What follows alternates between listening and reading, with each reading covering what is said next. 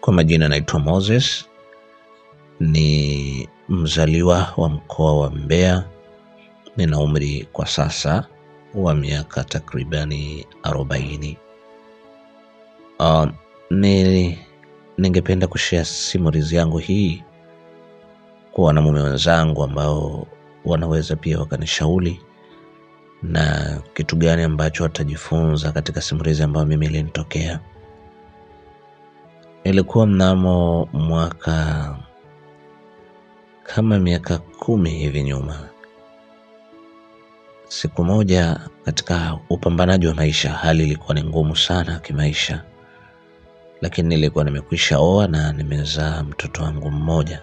Mimi na mke wangu tumezaa mtoto mmoja, na ndipo ambapo hali ilibadilika ya kimaisha. Nikapata uamuzi nikiwa na rafiki zangu, tulikuwa tupo kama watatu hivi. Ndipo tukapata uamuzi kwamba twende sehemu tukapambane maisha. Nikachukua uamuzi huo kukaa na mke wangu chini na kujadiliana naye. Mke wangu baada ya kumweleza kwamba plani yetu ilikuwa ni kwenda Msumbiji tukapambane biashara huko kutoka na hapa Tanzania. Kwa kipindi hiko kwa upande wangu hali haikuwa nzuri, ndio maana nikaona niende nikajaribu sehemu nyingine. Sababu maisha ni kokote na maisha ni popote ambapo unaweza ukapambana ili mradi tu mkono uende kinywani. Basi tukawasiliana na rafiki zangu wale, na mimi nikaketi na mke wangu nikamwambia, nikamtaka ushauri huo kwamba twende huko tukapambane maisha. Basi mke wangu yeye akaona okay, anyway hakuna shida, akanikubalia kwa amani na kuniombea dua. Tukatoka zetu hapo tukaelekea sasa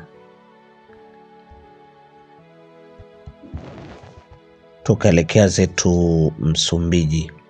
Tulivyotoka zetu hapo sasa tukaelekea Msumbiji, tukaenda kule kwa ajili ya kwenda kupambania maisha yetu. Kule of course tulikutana na biashara nzuri ambayo tulikuwa tukifanya na marafiki zangu wale, na kwa muda mchache Mwenyezi Mungu alianza kuonyesha dalili nzuri kuwa kwamba tunaanza kupata riski tofauti na kule ambapo tulikuwa tukifanya biashara. Sasa baada ya miezi kupita, katika eneo ambalo tulikuwa tukiishi kwa pamoja kulikuwa na dharura imetokea. Maana yake kulikuwa na majambazi walivamia nyumba kama 6 hivi kwa pamoja, walizizingira na wakachukua mali, mapesa na kadhalika. Baada ya siku hiyo, tukio hilo kutokea, ndipo askari wa kule Msumbiji wakaanza kufanya msako wa kina kabisa kupambana na kuhakikisha kwamba mali za watu zilizopotea zinapatikana. Basi wakapambana kwa kiasi kikubwa sana, lakini katika kutafuta watu wao tukajikuta nasi tunajumuishwa, kwa sababu tulikuwa ni wageni, hivyo tukakamatwa. Na mimi sikuwa na kibali kile cha kuishi kule, kwa sababu nilitoka ghafla, na kipindi ambacho tunatoka huku ghafla kwenda kule, maana yake sikuwa niko vizuri kiuchumi, maana yake sikuweza kukata vibali vyote, lakini nilifanikiwa tu kupita na kufika kiujanja. Basi tulipofika kule, wale wenzangu wawili walikuwa wamefika vizuri tu, kwa sababu wao tayari walikwenda kule kutafuta maisha, lakini hali zao hazikuwa mbaya kihivyo, kwa maana kila kitu walikuwa wamekwisha kata. Sasa baada ya hapo tukakamatwa wote, tukapelekwa katika kituo cha polisi, tukaanza kuhojiwa. Kweli maelezo yetu hayakuwa mabaya, walitusikiliza kwa kweli, lakini kama unavyojua tena linapotokea tukio chochote kinaweza kutokea, kwa sababu huwezi kujua siku hiyo mpelelezi amemkaje na anataka nini. Basi maelezo pale tukatoa, lakini hatimaye wale wenzangu wawili, kwa kuwa walikuwa na vielelezo vya kuishi, walikuwa na vitambulisho vyote na kila kitu, wakaruhusiwa. Mimi nikabaki pale. Sasa wale wakawa narudi pale tulipokuwa tumepanga, wanakuja kunifuatilia kule polisi kwa ajili ya kujua kwamba kitu gani kinaendelea. Lakini mwisho wa siku nikabambikiziwa hatia nzito sana. Nikapewa hatia hiyo na na nikafungwa nikapata hukumu ya miaka takribani 15 hivi, nikapewa miaka 15. Sasa nilipopata hukumu ile ya miaka 15 kwenda jela, maana yake nikawa sasa sina namna na sijui nini cha kufanya kwa kipindi kile, kwa sababu tayari nishahukumiwa kwenda jela na sina la kufanya lolote lile ambalo lingeniwezesha labda kutoka au kufanya kitu kingine chochote. Basi mimi nikakubaliana na hukumu ile ya miaka ile ambayo nimepewa 15, kwamba sawa, sina namna yote ya kufanya na siwezi kufanya chochote ili kuepuka ile hali. Basi wenzangu walivyokuja mahakamani siku ile wakati mimi nahukumiwa, nikapewa fursa kidogo ya kuzungumza na ndugu zangu dakika 2 ili niende nikatumikie gereza. Nikakaa nao wale, nikawaambia, jamani, mimi naomba hizi taarifa zifike kwa mke wangu. Kuna rafiki yangu mmoja, huyo ndo nilimwamini sana. Nikamwambia, basi chukua namba yangu hii, nenda kafikisha kwa mke wangu taarifa ili tujue anaishije kule, na naomba rafiki zangu pia muendelee kumsupport mpaka mimi nitakapotoka, na pia awape taarifa ndugu zangu. Basi kutoka sasa pale mimi nikaelekea zangu kuendelea kutumikia hukumu yangu kama ilivyo kawaida, na wale rafiki zangu wakaondoka. Sasa rafiki zangu walivyorudi pale ambapo tumepanga, wakakaa wakajadiliana, lakini nao pia wakawa tayari wamekwisha ingiwa na kinyongo kuona kwamba sasa hivi imekusha kuwa mtihani kwa huyu ndugu yetu, kwa sababu hali haikuwa nzuri kabisa. Nao wakafunga safari na kuelekea Tanzania, yani kurudi huko kwa ajili ya kupambana maisha zaidi na kuachana na maisha yale ambayo yaliyotukuta. Hali ikawa hivyo. Basi wale wakarudi Tanzania, na yule rafiki yangu mmoja ambaye nilimwamini sana, yeye akaenda mpaka kwa mke wangu, akamueleza, akampa maelezo yote. Basi kama unavyojua tena mwanamke aliyekuzoea, akaanza kutokwa na machozi, akalia, akahuzunika kwa kiasi kikubwa sana, na baadaye maisha yakaendelea kwa kuwa alikuwa na mwanangu mmoja. Basi nikasema haina shida. Wakati huo mimi natumikia gereza na sina habari ya huku nini kinachoendelea. Nikakaa mule gerezani takriban mwaka mmoja. Lakini mule gerezani aliletwa kijana mmoja hivi na kesi kubwa sana. Yule kijana aliletwa na kesi kubwa sana. Ile kesi kwa kweli mimi binafsi sikuitarajia. Lakini yule jamaa alikuwa ni mkarimu sana. Alikuwa ni mkarimu na alikuwa tunaongea vizuri, tunafanya mambo yetu vizuri mule ndani. Hakuwa mtu ambaye ana tabia tofauti, na alinambia kwamba usijali, mimi napambania kutoka, na endapo nitatoka nitapambania huyu wakili wangu basi apambane na wewe, ili mradi hakikishe na wewe unafanyaje, unatoka humu ndani, kwa sababu humu ndani si kuzuri. Hapo ndipo tulipomalizana na yule kijana jinsi alivyoniambia. Basi mimi nikawa naishi kwa matumaini juu ya ile miaka ambayo nimehukumiwa, kutumaini kwamba sijui nini kinaweza kikatokea mbele yangu. Sasa upande kule wa mke wangu, yule jamaa ambaye nilimwamini, ambaye ni rafiki yangu, ndiye aliyekuwa mara nyingi akifanya biashara zake huko, akipata hela anakuja pale anampa mke wangu pamoja na mwanangu kuhusu shule pale, vile vidogo vidogo. Basi kumbe wakati huo mimi niko jela, walianzisha mahusiano ya kimapenzi, kwa sababu walishajua mimi sipo na sitorudi kwa sasa hivi. Basi wakaanza na mahusiano, anakuja pale anamhudumia, wakawa sasa nao kama mke na mume. Wakati huo ndugu zangu walishapata taarifa kwamba mimi niko jela, na wengine wakasema kama alikwisha hukumiwa hatuna namna yoyote ya kufanya, bora tu kama tukipata nafasi siku twende tukamtembelee huko Msumbiji tukamuone, na kingine kikubwa ni kumuombea Mungu tu, labda Mwenyezi Mungu anaweza akamfanyia wepesi kwa chochote. Basi yule jamaa akawa anaendelea sasa na kuja pale kwa mke wangu, anatoa huduma, na wakati wote na amekuwa tena kama mkewe, anadili naye na nini. Basi mimi nikawa sijui chochote kinachoendelea.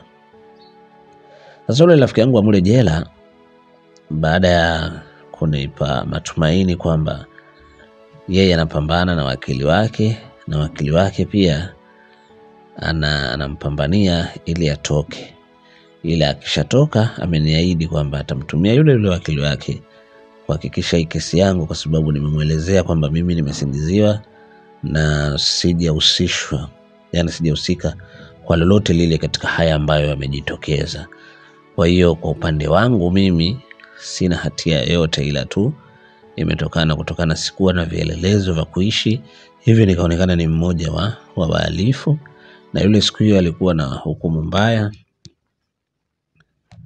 Hakimu siku hiyo hakuwa upande wangu, na ndio maana akanisababishia matatizo hayo. Basi mimi nikaona hamna shida, ni mambo tu ambayo duniani yapo na yanatokea. Hali hiyo ikapita na nikawa navumilia, yani nastahimili kusikilizia yule jamangu wa jela inakuaje na nini kitatokea. Basi ikapita kama mwaka mmoja mwingine. Sasa ulifika mwaka mmoja mwingine, yule jamangu wa jela tayari yeye akawa sasa amefanikiwa kutoka na akaniaga vizuri tu, akaniambia bwana, mimi kesi yangu imefika ukingoni, na kesi yangu kufika ukingoni hiyo ndani ya wiki hizi huenda mimi nikachomoka, lakini kile ambacho nimekuhakikishia mimi nikirudi nitajiweka sawa, nitakupambania, kwa sababu nakuona unaelezea kile kitu ambacho mimi pia kinaniuma katika moyo wangu. Nikamwambia sawa, hakuna shida, mimi nakuombea Mungu kama utafanikiwa kutoka vizuri, basi ukanipambania ndugu yangu, kwa sababu mimi sina baba, sina mama, na huku sina ndugu yoyote ambaye anaweza akanipambania. Ndugu mpenzi unanisikiliza, kipindi hiko tayari na miaka 15 ndani. Hali ikawa ngumu sana. Nikasema okay, anyway, ngoja tu nipambane na hii hali. Kule jela kulikuwa na mambo mengi sana, kama unavyojua wafungwa mnatumwa kazi nzito, wakati mwingine mnafanya kazi lakini chakula mnachokula hakifanani na kazi mnayofanya. Utakuta mnakula kidogo lakini kazi mnafanya ngumu sana, na wakati mwingine utakuta ile kazi ngumu ambazo mnafanya unakula chakula kidogo kinaisha muda si mchache katika tumbo, lakini zamu ya kula inakuwa imekwisha mpaka mnasubiri tena kesho tena, kwa sababu kwa siku ile uweze tena kula, kama ambavyo naishi Uswahilini kwamba unaamua saizi nimefanya kazi ngumu, basi baadaye nipige ugali wangu samaki au ugali wangu dagaa, basi mambo yanakwenda. Lakini kwa huku hali haikuwa nzuri kwa kweli, ilikuwa unakula mlo mmoja haijalishi unaenda kufanya kazi aina gani. Ikawa hivyo, na nikawa nawaza sana, kwa sababu yule rafiki yangu ambayo wanamfanyia mipango ya kutoka ndio mtu ambaye alikuwa akiletewa msosi pale na ndugu zake mara nyingi, nami pia na kufanya parasite, kwa sababu msosi alikuwa akiletewa ni mzuri kama wa nyumbani tu, umeona. Lakini sasa kwa kutegemea msosi wa jela, of course mambo hayakuwa mazuri kwa upande wangu. Basi Mungu si athmani, yule rafiki yangu akaniaga na hukumu yake akakata rufaa na akatolewa. Maana yake akatolewa nje kwa ajili ya maelezo zaidi na mambo zaidi, hivyo akafunguliwa na akatoka zake jela. Mimi nikabaki mpweke kama mkiwa mule jela, kwa sababu mambo hayakuwa mazuri. Rafiki yangu ameondoka, mimi niko peke yangu, sina la kufanya lolote lile ambalo linaweza likanifariji nikutumikia tu kifungo. Wakati nazungumza, ndugu mpenzi msikilizaji, huo unafika ni mwaka wa 3 sasa, na mimi kumbuka nimehukumiwa miaka 15. Miaka hiyo ilikuwa mizito sana kwangu. Najua hapo miaka mitatu, bado miaka mingapi? Miaka 12. Mule jela kulikuwa na vituko sana. Mimi kwa kuwa sikuwa ni miongoni mwa wananchi wa Msumbiji, kwa mule mimi nilikuwa nanyanyasika sana. Nilikuwa na wakati mwingine wale manyapara wananisukuma, wakati mwingine mimi nakwenda mwisho kupewa ugali. Nikawa kwa kweli nawaza sana. Nikasema bora tu ningebaki kule Tanzania katika hali yangu ile ile, labda ingebadilika baadaye.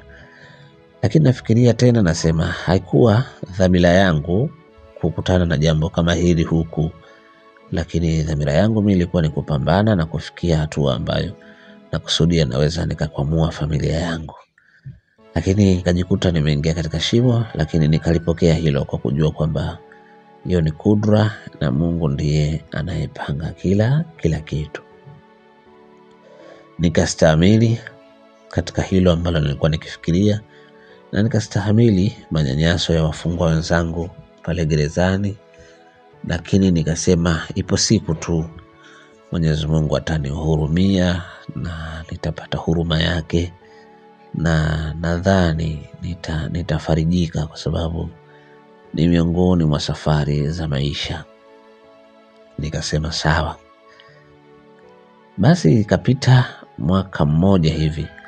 Kumbe yule rafiki yangu wakati ametoka nje, kweli na kiuchumi alikuwa ameyumba, hivyo aliendelea kupambana kuhakikisha kwamba uchumi wake unarudi kwanza kuwa vizuri.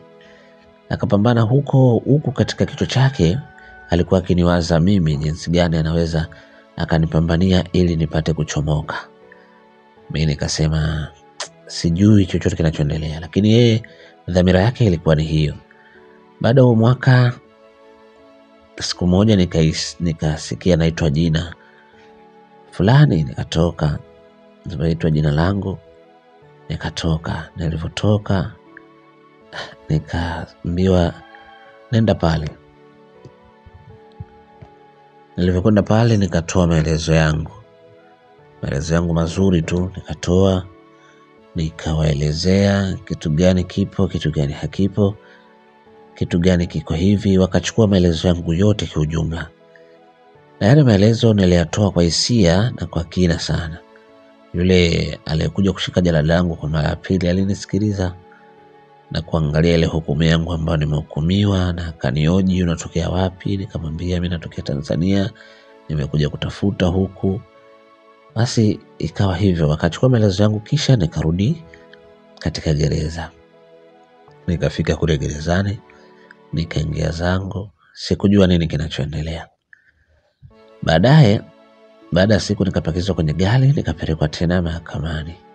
Kule mahakamani sasa, wakati napanda kwenye court, ndio nikamwona yule rafiki yangu ambaye alishatoka jela takriban mwaka mmoja. Akanionyesha mkono, akaniambia usijali, ndio hiyo issue mimi nakupambania. Na nikafarijika sana.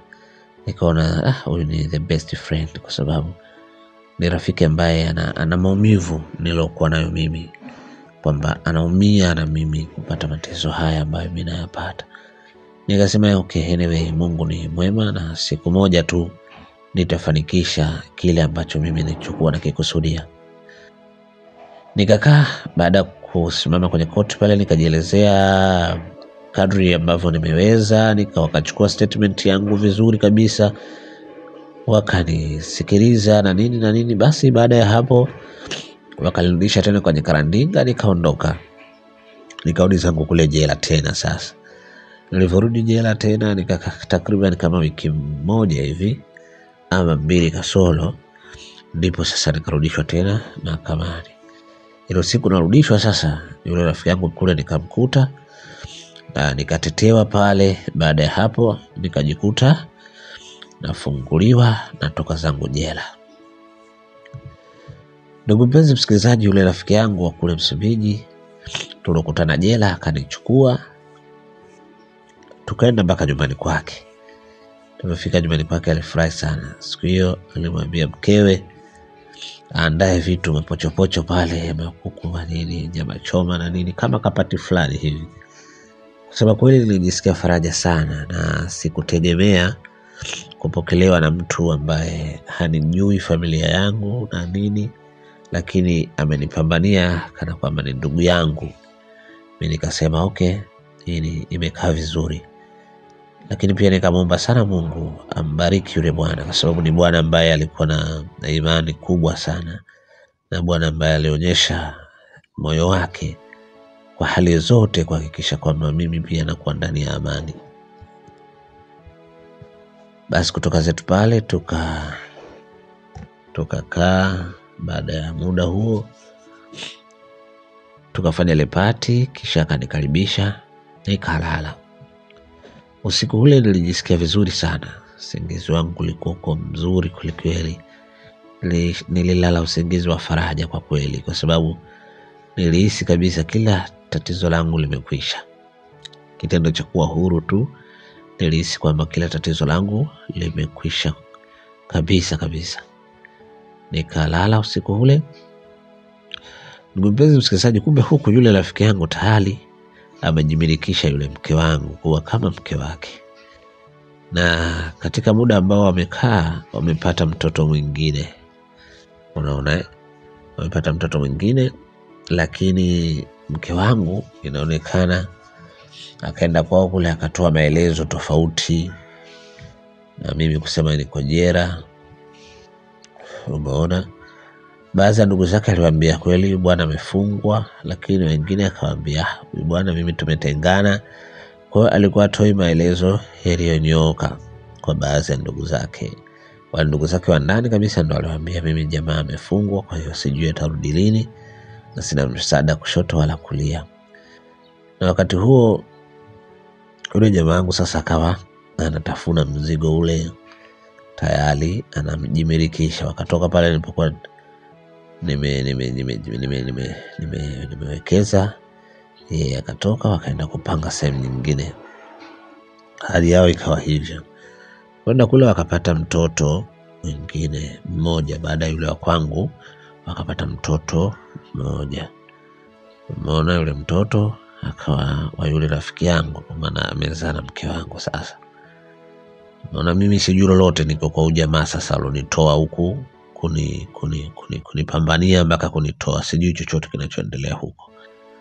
Basi mimi nikaendelea kukaa na yule jamaa. Kesho yake usiku ule nimelala, kesho yake asubuhi jamaa kaniita, tukakaa chini tukaanza kujadili maisha. Akaniambia sasa, ndugu yangu, unajua tayari umekwisha toka, na kwa kuwa umekwisha toka tayari una plani zako. Najua kwa siku mbili hizi huwezi kufikiria, lakini nakupa kesho pia ulale afu uangalie tunafikiriaje. Lakini mimi nilikuwa na wazo kwamba kama inawezekana uendelee tena kupambana hapa, mimi nitakutafutia michongo upambane hapa. Akata ananiambia hivi, nikamwambia uko sahihi, lakini mimi nyumbani nimeacha familia, mke mmoja na mtoto mmoja, na wao wanatambua kwamba mimi niko jela. Sasa nitafanyaje? Niende kwanza nikaonane nao kisha nirudi, ama nipambane kidogo nikishaona kuna nafuu ndio niende? Jamaa yule alinishauri vizuri sana. Jamaa alinishauri vizuri kwa sababu alikuwa ni mtu ambaye ni rafiki mwema, alikuwa ni mtu ambaye mwenye moyo mzuri, alikuwa ni mtu ambaye ana upendo, alikuwa ni mtu ambaye hana dharau hata kidogo. Hivyo alinisihi na kuniomba kwamba bora nikae pale nianze kupambana kwanza, maisha yakishakaa vizuri kidogo, kupata taswira, tapanga nyumba, kisha nitakuja Tanzania kuchukua mke wangu pamoja na mwanangu, maana maisha sasa yatakuwa yamekwisha kuwa mazuri. Huo ndio ulikuwa ushauri wake, na mimi nikaupokea, nikaona sio mbaya sana, kwa sababu kule nyumbani tayari najua mimi niko jela, lakini nimetoka ndani ya miaka 5, nikapambaniwa nikatoka. Kwa hiyo wale kule nyumbani wanajua bado miaka kama 10 hivi ndio niweze kutoka. Kwa nini nisitumie fursa hii ya kupambana kwanza, wakati wale wanafikiria mimi niko jela, mimi nipambane, nikishaona niko vizuri kidogo, basi niende nikachukue familia yangu, nijipange hapa, niendelee kuishi nayo. Ndugu mpenzi msikilizaji, yule jamaa alikuwa na moyo wa peke yake. Jamaa alikuwa na moyo ambao umenyooka. Jamaa alikuwa ni mwanadamu hasa kwa maana ya mwanadamu, kwa sababu jamaa alikuwa ni mtu ambaye hana dharau, alikuwa ananionyesha ushirikiano wa aina yote. Alipambana na mimi kana kwamba ni ndugu wa damu kabisa. Basi pale akaanza kunionyesha michongo ile ya kupambania maisha. Kweli kwa mara ya kwanza nikawa naenda kwenye biashara zake, lakini baada ya hapo sasa nikawa sasa tunatoka asubuhi yote kwa pamoja tunakwenda kwenye biashara zake. Tulikwenda takriban kama miezi 6 hivi katika biashara zake kama msaidizi, lakini jioni kitakachopatikana utakutana nipoza. Na nipoza vizuri tu, na kula kwake, kila kitu kwake na lala kwake, lakini tutakuwa ananipa 40,000 kutokana na kipato cha siku hiyo. Yule jamaa alikuwa na moyo kwa kweli, na mimi nilimweka pia ndani ya moyo wangu, nikasema siku ya kufanikiwa basi na mimi nina kitu pia cha kumlipa. Ndugu mpenzi msikilizaji, kula nyumbani sasa penzi la yule rafiki yangu na mke wangu washazaa mtoto, na jamaa tena anaendelea kubobojoa mke wangu kule, mimi sijui chochote. Mbona mimi nikasema okay fine, nikaendelea kupambana. Nilipambana na yule rafiki yangu alionipambania mimi kutoka jela takriban kama mwaka mmoja sasa, na nikawa najiona na dalili nzuri ya kipato. Rafiki yangu akanishauri sasa nifungue biashara yangu. Jamani, ni Mungu ni wa kushukuriwa kweli. Baada ya kufungua biashara yangu niliona mafanikio makubwa sana. Yaani kuna kwamba hata yule ambaye alinifundisha biashara nilikuwa nampita kwa kipato, lakini mimi pia nilionyesha moyo wa upendo kabisa kwake, kwa sababu nikaona yeye ndio kila kitu kwangu.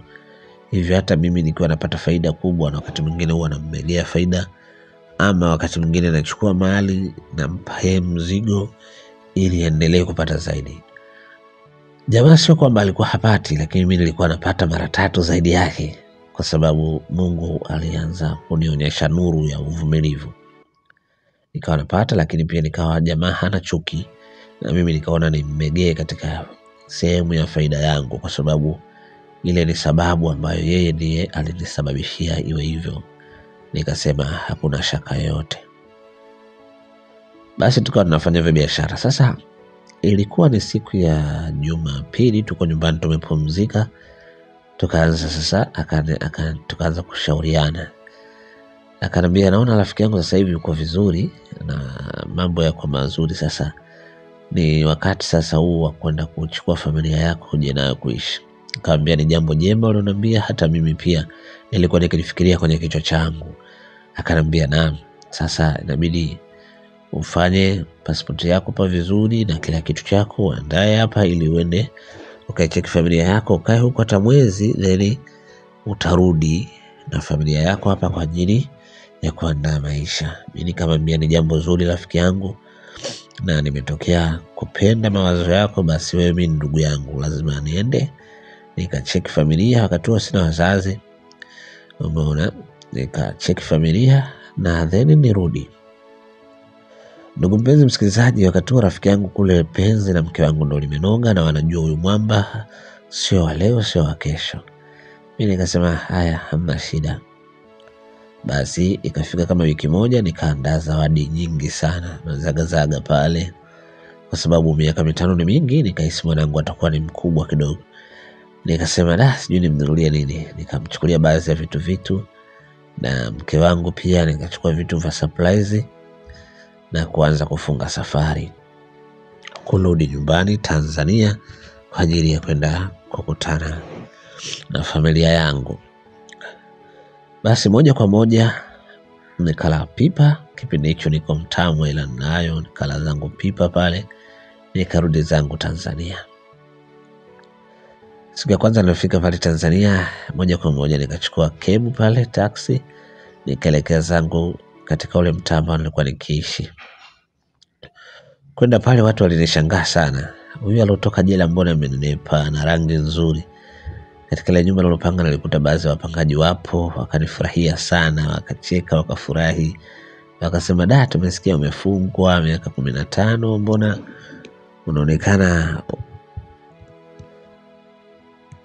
unaonekana hukutoka jela wewe kabisa. Yaani ni mtu ambaye haukuwa jela, wewe unaonekana kabisa ni mtu ambaye haukuwa jela. Umependeza, umenini. Nikamwambia ni story ndefu, lakini niulize tu, chumbani kwangu hapa naona kuna pazia mpya. Haya, maana yake ni miaka mingi sasa mke wangu yupo. Wengine wakanipokea vizuri sana, wakaniambia bwana, mkeo hapa amehama lakini hayuko mbali, lakini kaa chini kwanza unywe maji tukupe story ya mkeo. Nikamwambia haya, hamna shida. Nikakaa chini, kukaa chini, wakanipa story nzima kuhusu mke wangu. Wakaniambia bwana, mkeo yupo na mwanao, lakini kuna jamaa hapa alikuwa anakuja, yule rafiki yako zamani ulikuwa unakujaga naye sana hapa. Sasa hivi bwana yule ndo kazaa na mkeo, na hivi tunavyokuambia mkeo sasa hivi ana ujauzito mwingine. Ile hali ilininyong'onyesha sana. Nilijisikia ni mtu ambaye na mikosi ambaye sikuitarajia katika maisha yangu. Nikasema ni hivi kweli kabisa mke wangu anathubutu kuzaa na rafiki yangu? Nikasema okay, siwezi kuamini maneno ya kuambiwa, ngoja nikathibitishe. Nikaacha mizigo yangu pale kwa baadhi ya jamaa zangu ambao nilipanga nao zamani, nikaomba wanipeleke kwa mke wangu. Bahati nzuri siku hiyo bwana ilikuwa ni siku nzuri sana. Ilikuwa ni siku ya Jumatatu, jamaa alikuwa ameenda kazini. Mimi nikafika pale. Kufika pale kwanza mke wangu kuniona tu akawa ni mtu ambaye kama amepata shoku hivi, kwa sababu ameambiwa nimefungwa miaka 15, lakini anaona nimerudi kabla ya miaka 15. Lakini ukiachana na hivyo, tayari nimemkuta mtoto mwingine pale anatembea. Nimeona na yeye pia kweli nikamkuta mjamzito. Mimi yote sikujali hayo kwa sababu najua nilikuwa jela na sikujua nini kilichoendelea. Basi nikamfuata na nikaingia, kanikaribisha sebuleni kwake, tukaanza kuzungumza. Ukutani nikaona picha yake na yule jamaa wangu wamepiga kwa pamoja wakaibandika. Nikamwambia mke wangu za miaka? Akaniambia nzuri mume wangu, vipi hali huko? Mimi salama. Akaniambia mimi nimesikia umefungwa miaka 15.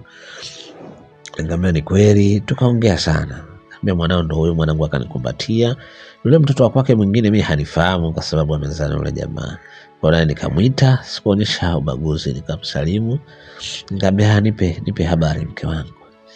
Nikamwambia mume wangu, kwanza nisamehe sana kwa sababu mambo yalotokea ni mazito na mimi nilikuwa sina namna ya kufanya, kwa sababu nilikuwa sina kazi, sina chochote cha kufanya, na jamaa yako ndio alikuwa ananisaidia. Mwisho wa siku akasema mimi nitashindwa kukusaidia kwa sababu siwezi kukuhudumia kama mke wangu. Baadaye nikajikuta nimeingia katika mahusiano ambayo sijayatarajia, ndipo nikazaa naye huyu mtoto. Na sasa hivi hapa mume wangu ninachokuambia nina ujauzito wa rafiki yako yule. Lakini nakuomba unisamehe sana, mimi ni mwanadamu, nina mapungufu, nimekosa, na kuomba unisamehe. Nikamwambia sawa, yote hayo yametokea. Je, mimi niondoke na mwanangu tu ama nimsubiri jamaa ama nifanyaje, na nini mustakabali wa wewe kuwa mke wangu, kwa maana tunaachana au tunafanyaje? Mwanamke yule akasema ukweli. Akaniambia kwa kweli mume wangu, mimi kweli nakupenda, lakini sidhani ujauzito huu na huyu mtoto nishazaa naye. Mume wangu, mimi naona hili swala sidhani kama litawezekana. Hata mimi pia najisikia vibaya, yani vibaya. Sasa cha kufanya wewe inabidi tumsubiri jamaa aje, kwa sababu ndio alikuwa anakulelea mwanao. Basi umkabidhi, uchukue mwanao uende ukatafute maisha mengine. Mimi nilisikitika sana kama ujiko na machozi, lakini nikamwambia hamna shida, hizi ni changamoto katika maisha, na maisha yote, hakuna maisha ambayo yanaenda moja kwa moja vizuri bila changamoto. Kwa hiyo ni changamoto ambayo mimi nimeikuta na lazima nikabiliane naye, kwa sababu ndio Mungu ambaye amenikadiria changamoto hiyo. Basi baada ya masaa kadhaa tu yule jamaa alirudi zake kutoka kazini, ndipo akanikuta pale. Naye akapatwa shoki nzito sana kuniona niko pale, lakini hakuniona katika hali kama mtu ambaye ametoka jela, kwa sababu tayari nilikuwa nimekaa kule mwaka mmoja na maisha yangu yalikuwa mazuri baada ya kufanya ile biashara. Alishtushwa sana, akaona nimenepa na nini. Akanisalimia lakini kwa unyonge na kujisikia vibaya, kwa sababu anajua kile alichokifanya si kizuri. Mimi sikumuonyesha dalili mbaya yoyote. Nilimuonyesha hali nzuri, nikamheshimu, nikamsalimia. Na baada ya hapo alishindwa hata kwenda koga kwa kweli. Nilikaa sebuleni pale anang'atang'ata meno ajui aseme nini. Mara kidogo akamchukua mke wangu akaingia ndani wakazungumza huko kama nusu saa. Then wakatoka. Alipotoka sebuleni mimi nikaongea, rafiki yangu vipi bwana, safi. Ndio hivyo. Jamaa akaanza kupiga magoti akamwambia, jamaa yangu nisamee sana. Ibilisi alinipitia na mimi nilijua wewe utakaa muda mrefu huko hautaweza kutoka, ndio maana nikajikuta nafanya hivi. Lakini naomba nisamee. Haya alotokea ndo ashatokea jamaa yangu, naomba tusameane. Tusifikiriane vibaya kwa sababu sisi ni wanadamu, hatuna ukamilifu. Nikamwambia mimi kwanza cha nachoshukuru kwamba nimerudi salama. Hilo la kushukuru. La pili ambalo linanifanya mimi nishukuru zaidi kwamba nimerudi niko hai na mwanangu nimemkuta katika hali nzuri. Kwa mimi kwanza nikushukuru kwa kunilelea mwanangu, lakini pia nishukuru kwa kunilelea mke wangu. Mimi naomba nichukue mwanangu niondoke naye, wewe utaendelea na mkeo. Hali hile jamaa alijisikia vibaya sana. Alijisikia vibaya kweli. Aliona sasa jamaa kwa nini anaongea maneno makali kama hivi? Kaambia hapana, ni mambo ya Mungu hayo. Mungu alishakadiria. Na mimi sina namna ya kumpinga Mungu katika kile ambacho yamekipanga. Kwa hiyo naomba tu niondoke naye mwanangu, nyinyi muendelee na maisha. Basi nikamchukua mwanangu nikamvesha vizuri pale. Tukapo nikamchukua mwanangu tukarudi kijijini kwetu. Kule kijijini kwetu kwa kuwa wazazi wangu walikwisha fariki, basi nikaenda nikafagilia makaburi. Nikaita watu wa kijiji pale wachache 4 ambao tunajuana ndugu. Tukamwomba Mungu kwa pamoja katika yale alionikuta, kwa kuwa naanza upya maisha. Basi wakafurahi. Baada hapo nikamwombea uhamisho mwanangu, nikakata passport, nikaondoka naye kwenda naye Msumbiji na kuendelea na maisha. Na kule maisha yangu yalikuwa mazuri sana. Nikakutana na yule jamaa wangu ambaye alinitoa jela. Alifurahi sana kumuona binti yangu, na kule binti yangu kule nikawa naendelea kumsomesha kwa wingi zaidi na elimu kubwa zaidi. Nikapambana, tukawa sasa na yule jamaa kule Msumbiji kama ndugu tena, tunaishi na binti yangu pale anasoma, amekuwa tena mdada. Na kule tena nikamwacha mke wangu na yule jamaa wanaendelea na maisha yao. Baada ya miaka kadhaa, binti yangu alipofika umri wa miaka kama 19 20 hivi, alipofika chuo, alipotimia miaka 22 na 3, jambo kubwa sana lilitokea. Kwa sababu binti yangu alipendwa na mzungu mmoja alikuwa akisoma katika chuo cha Msumbiji ambaye anaishi Marekani. Alikuwa ni mzungu wa makamo tu ambaye miaka 20 kama 4 na 5 akupishana sana na mwanangu. Kwa hiyo alikuja, walikuwa wanapendana sana na mwanangu. Kuja akatoa posa pale, mimi tena nikaoa mwanamke mwingine wa Kimsumbiji kule. Akatoa posa akaondoka na binti yangu Marekani. Hivyo wakakaa huko Marekani kama miaka 2 hivi, lakini wakaniambia, baba, tunaomba uhamie huku tukupe fursa kwa sababu kuna fursa nyingi. Basi tukafunga virago kutoka Msumbiji kuelekea Marekani. Mimi baada ya kukaa Marekani kama miaka 2 hivi, nikaamua nimvute yule rafiki yangu ambaye alinitoa jela kule Marekani, naye nikamvuta na familia yake. Mpaka leo hivi ninavyokuambia, ndugu mpenzi msikilizaji, mimi naishi Marekani na maisha yangu mazuri, na mwanangu yule tayari ana mjukuu, na mimi ni mtu mzima kidogo sasa hivi, lakini maisha yangu yako safi. Tanzania na miradi yangu na majumba yangu na yadi kubwa kabisa. Naona na maisha sasa hivi, na yule rafiki yangu alinitoa jela sasa hivi maisha yake super kabisa, mpaka amenizidi hata mimi. Kwa hiyo ndugu mpenzi msikilizaji, huu ni mkasa ambao mimi ulinitokea, na mkasa huu nikaona nipate kushare na nyinyi kupitia hii Mengi Simulizi, kwa sababu watu wengi mnaweza mkaupata mkasa. Lakini niwape homework kidogo. Je, kwa mfano haya yalionitokea mimi ingekuwa yamewatokea nyinyi, mngechukua maamuzi gani? Ningeomba mnipe comment yenu hapo, kitu gani ambacho mngeweza kukiamua. Lakini pia kwa changamoto ambazo nimekutana nazo. Je, kitendo alichofanya yule mwanamke wangu ni sahihi, kwenda kutembea na rafiki yangu mpaka kuzaa naye? Sikatai angekuwa anafanya hivyo, lakini angetafuta namna nyingine, lakini sio kwa rafiki yangu. Kwa hiyo aliniumiza, lakini pia niliyapokea yale maumivu, lakini leo hatima yake niko Marekani na naishi maisha mazuri. Kwa naomba comment yenu juu ya jambo hili ambalo mimi limenitokea, na naomba comment yenu katika hili jambo. Je, ungelikuwa wewe ungelifanyaje katika hili ambalo mimi limenitokea? Nadhani utakuwa umenielewa nini nakusudia, kwa sababu ni jambo zito na si jambo la kusuasua, la kusema kwamba eti ni jambo jepesi. Hapana, hili ni jambo zito na jambo jepesi kabisa, sio jepesi kabisa. Ndugu mpenzi msikilizaji, hii ni Mengi Simulizi. Mimi ni Mr. Mengi.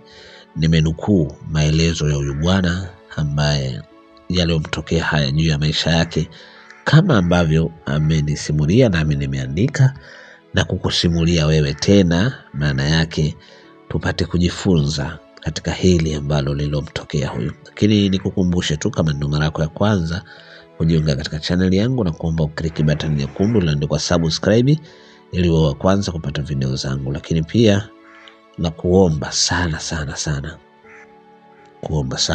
like yako, na kuomba sana kufuatilia simulizi zangu ili tupate kusonga mbele. Asante, karibu sana. Lakini niombe radhi tu kwa muda mchache ambao hamkuona simulizi zangu zikija, ni kwa sababu ya changamoto ambayo imetukuta. Nadhani kila mmoja anatambua hiyo. Kwa hiyo naomba tuiane radhi, lakini bado tunasonga mbele kupambana na